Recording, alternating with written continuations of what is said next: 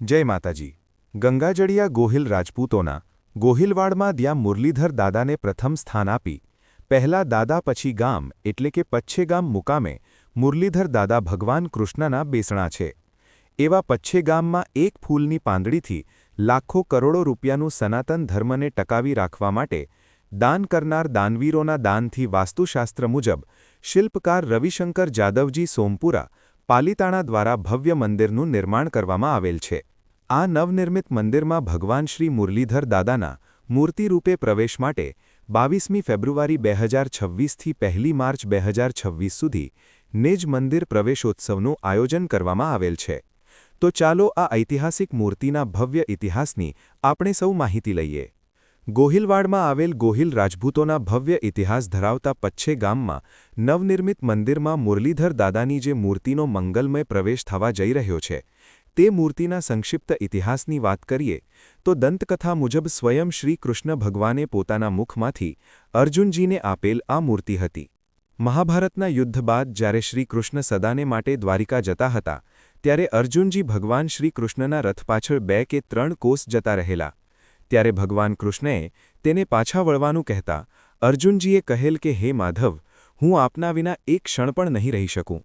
ત્યારે ભગવાને પોતાના મુખમાંથી આ મૂર્તિ આપી અને કહ્યું કે જ્યારે આ મૂર્તિનું પૂજન કરી ધ્યાન કરીશ ત્યારે હું દિવ્ય સ્વરૂપે પ્રગટ થઈશ। ત્યારબાદ કાળક્રમે આ મૂર્તિ ગોહિલ રાજવંશના ખેરગઢના મહારાજ પ્રાતઃ સ્મરણીય શ્રી સેજકજી ગોહિલ પાસે વંશાવતારે મળેલ। ખેરગઢ એટલે રાજસ્થાન રાજ્યના મારવાડ પ્રાંતનો ખેરગઢ, જે લુણી નદીના કિનારે આવેલ છે। ડાભી અને રાઠોડ સાથે વૈમનસ્ય થતાં ગોહિલકુળના શ્રી સેજકજી ગોહિલને ભગવાન શ્રી મુરલીધર દાદાએ સ્વપ્નમાં આવી આદેશ કરેલ કે તમે રાજપરિવાર સાથે મારી મૂર્તિ લઈ આ પ્રદેશ છોડી ગોહિલકુળની કીર્તિરૂપે નવા પ્રવેશની શોધમાં નીકળી જાઓ। જ્યાં રથનું પૈડું ખૂંચે અને અટકે ત્યાં વસવાટ કરજો, ત્યાં તમારા વંશજની ઉન્નતિ થશે। શ્રી સેજકજી મહારાજને ભગવાન શ્રી મુરલીધરજી દાદા ઉપર અનન્ય શ્રદ્ધા હતી।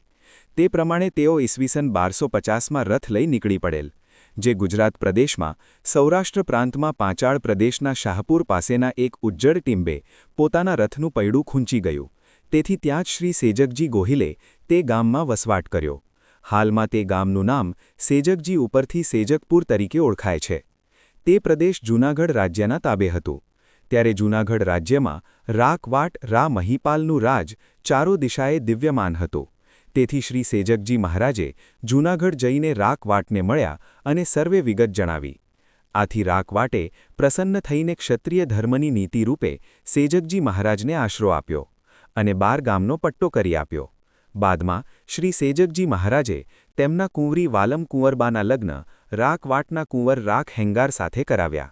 ઈસવીસન 1250માં સેજકપુર રાજગાદી સ્થાપી અને ઈસવીસન 1250થી ઈસવીસન 1260 સુધી રાજ કર્યું અને તેમના ભાઈઓ જોધાજીને જમરાળા, દુદાજીને તુરખા, હનુજીને બગડ, સોનગજીને બોટાદ, શ્રી માનસિંહજીને ટાટમ, શ્રી દેપાલદેને પાલિયાદ અને શ્રી વિસાજી ખસ ગિરાસના ગામો આપ્યા। શ્રી સેજકજી મહારાજના મોટા કુંવર રાણજી ગોહિલે પોતાના નામથી રાણપુર વસાવ્યું અને ત્યાં ગાદી સ્થાપી ઈસવીસન 1209થી 1309 સુધી રાજ કર્યું, જેઓ અલ્લાઉદ્દીન ખિલજી સામે યુદ્ધ કરતા વીરગતિ પામ્યા। શ્રી મોખડાજીના પુત્ર શ્રી ડુંગરજીએ ઘોઘામાં ઈસવીસન 1347થી 1370 સુધી અને શ્રી સમરસિંહજીએ રાજપીપળામાં રાજ કર્યું। ત્યારબાદ ક્રમશઃ વિજોજી, કાનોજી, સારંગજી, શિવદાસજી, જેતાજી થયા। ત્યારબાદ રામદાસજી થયા કે જેમના શાસનકાળ દરમિયાન ઉમરાળામાં ગાદી હતી। ભગવાન શ્રી મુરલીધરજી દાદાની આ મૂર્તિને શ્રી રામદાસજી હર હંમેશ પોતાની પાસે રાખતા।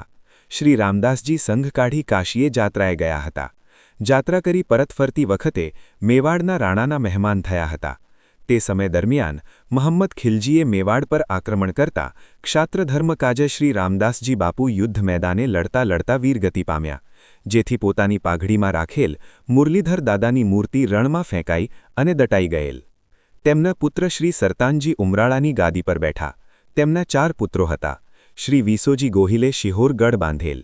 શ્રી વિસોજી બાપુએ ભગવાન ઇષ્ટદેવ શ્રી મુરલીધરજી દાદાએ સ્વપ્નમાં આવી આ મૂર્તિને બહાર કાઢવા માટે જણાવ્યું। આથી શ્રી વિસોજી બાપુએ શિહોરના વિદ્વાન બ્રાહ્મણોને સ્વપ્ન વિશે ચોક્કસ સ્થળ વગેરેની માહિતી આપીને મેવાડ મોકલ્યા, જ્યાં ખોદકામ કરતા આ દિવ્ય મૂર્તિ કે જે રામદાસજી ગોહિલ વખતે ખોવાઈ ગઈ હતી એ મળી આવેલ, જે લઈ તેઓ ઉમરાળા મુકામે આવેલ. તેમના બીજા પુત્ર શ્રી દેવાજી ગોહિલે પચ્છે ગામ ખાતે આ શ્રી મુરલીધર દાદાની આ દિવ્ય મૂર્તિ પોતાની સાથે લઈ આવેલ. શ્રી દેવાજી બાપુને આ મૂર્તિ પર અનન્ય શ્રદ્ધા, પ્રેમભાવ અને વિશ્વાસ હોવાથી વિક્રમ સંવત 1622 વૈશાખ સુદ બીજને સોમવારના શુભ મુહૂર્તમે આ દિવ્ય મૂર્તિનું સ્થાપન કરી વસવાટ કરેલ. હાલ આ જગ્યાએ હવે એક ભવ્ય મંદિરનું નિર્માણ થઈ ગયેલ છે. ત્યાં મુરલીધર દાદાની મૂર્તિનું અનાવરણ કરવામાં આવશે. તો આ હતો મુરલીધર દાદાની ઐતિહાસિક મૂર્તિનો ભવ્ય ઇતિહાસ.